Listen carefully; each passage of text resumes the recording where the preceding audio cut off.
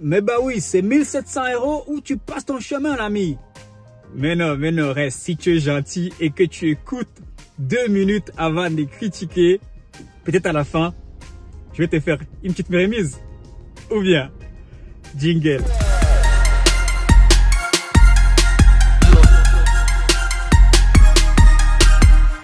Salut à toi l'ami, bienvenue encore une fois sur ma chaîne Autobricolage. Aujourd'hui, je réponds à une question très sensible. Une question qui m'a fait cogiter pendant un mois.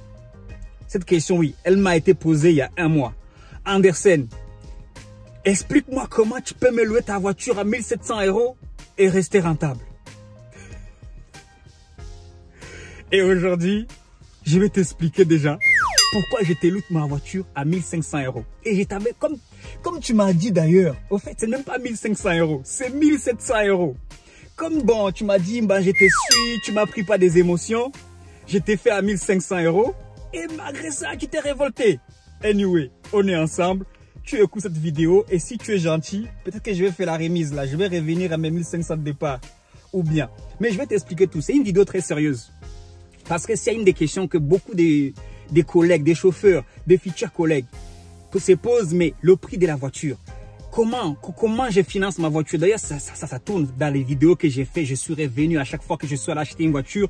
Je me suis assis pour te dire comment, des conseils par rapport à ça. Et c'est ce qui m'a, c'est les vidéos qui sont les plus regardées, hein. On va pas se mentir.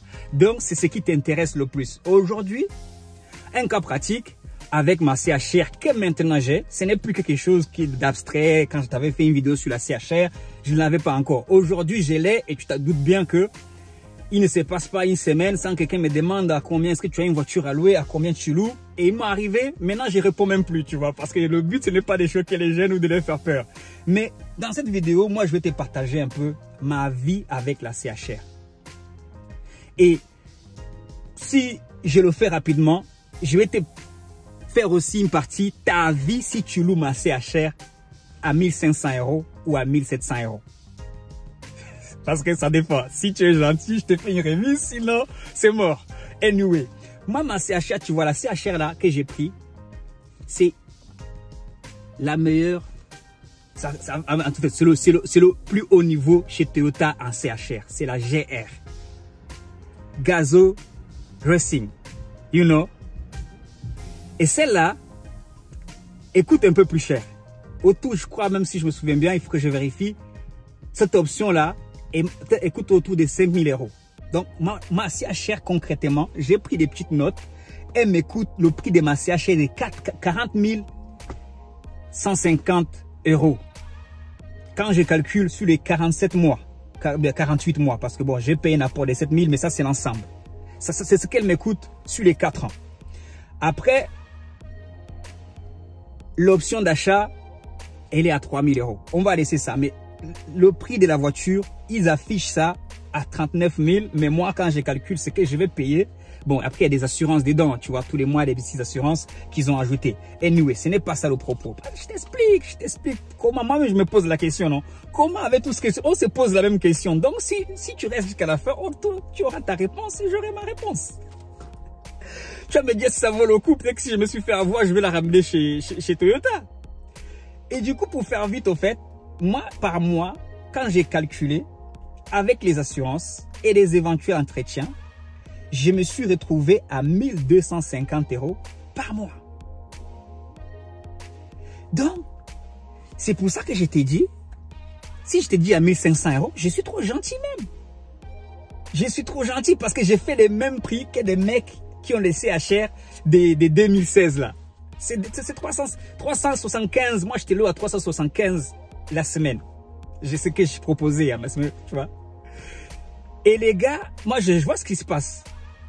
Et 350 la semaine. Mais bon, moi, la mienne là, elle me coûte 40 000 pendant 4 ans. Après 4 ans, on va négocier si tu veux, tu vois. Mais pour l'instant, c'est les réalités de ces métiers. Maintenant, comment moi-même je suis rentable? On va essayer de voir ça. Je suis à partir de 2, il faut que ma CHR puisse me rapporter au minimum 1250 pour que j'attends. Je fais en même temps des petites formations, la côté pratique là. Tu as fait la formation VTC. C'est ça mon seuil de rentabilité. C'est à partir de là que je commence à être rentable. Donc, si j'étais, pour faire vite, si j'étais loué ma CHR à 1500 €, j'étais trop gentil. Sachant que elle est toute neuve, comme tu peux la voir, j'ai mis des photos. Sachant que moi, ma façon de faire, mon mindset, si je vais chercher une classe E chez Mercedes, un van ou une CHR, quand j'arrive, ils me disent il y a ça, il y a ça. Et moi, dans ma tête, je prends ce qu'il y a de meilleur. Je n'aime pas prendre, en ce qui concerne les voitures, peut-être que chez Action, pour mes outils de musculation, je vais chercher des bons prix. Mais en ce qui concerne les voitures, quand j'ai choisi un modèle, je ne vais pas sortir chez le concessionnaire en disant que bon, j'ai pris le modèle avec 100 options. Moi, je prends toutes les options et ce qu'il y a de meilleur. Et celle-là, elle vaut vraiment son prix, 1700 €. Et comme tu es gentil, je t'ai fait une remise. Mais bon, j'ai déjà loué la CHR de toute façon.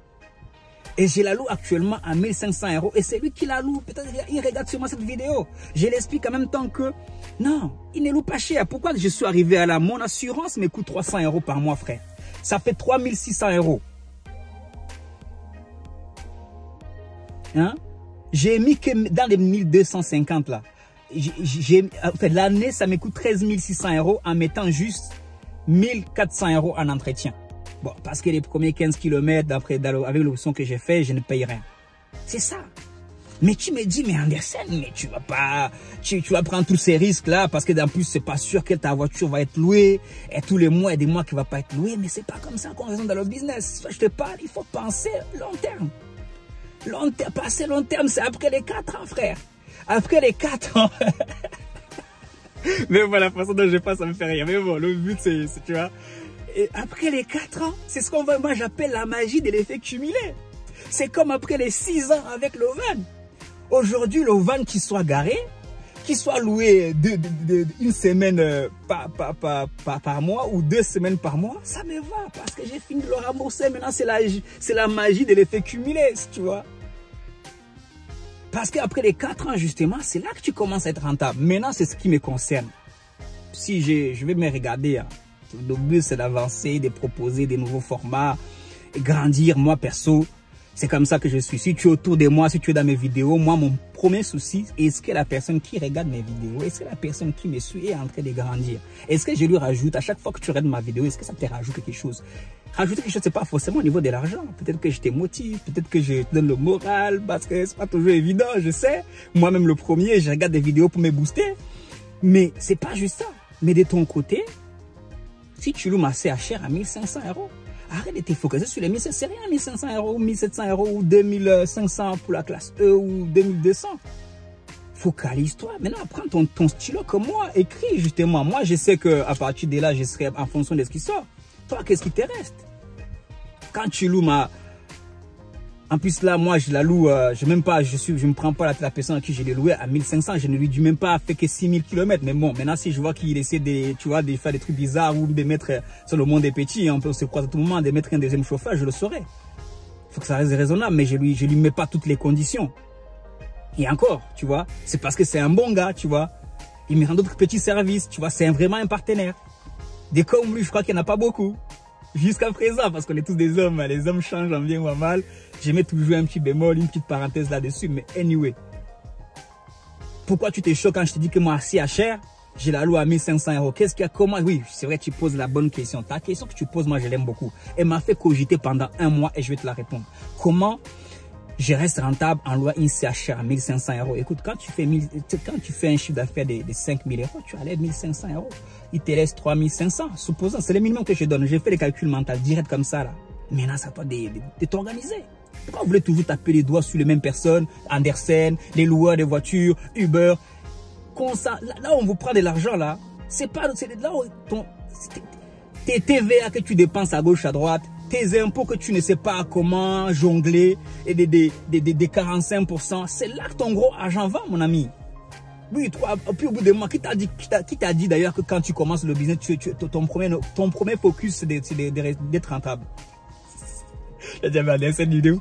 Oui, tout le monde, oui, rentable. Quand tu te lances en business, ton premier focus, ce n'est pas, oui, ce n'est pas de travailler en long terme. C'est ton premier focus quand tu lances en business, c'est d'au moins faire les 1200, les 1250 pour commencer. Comme ça, tu apprends sur le terrain.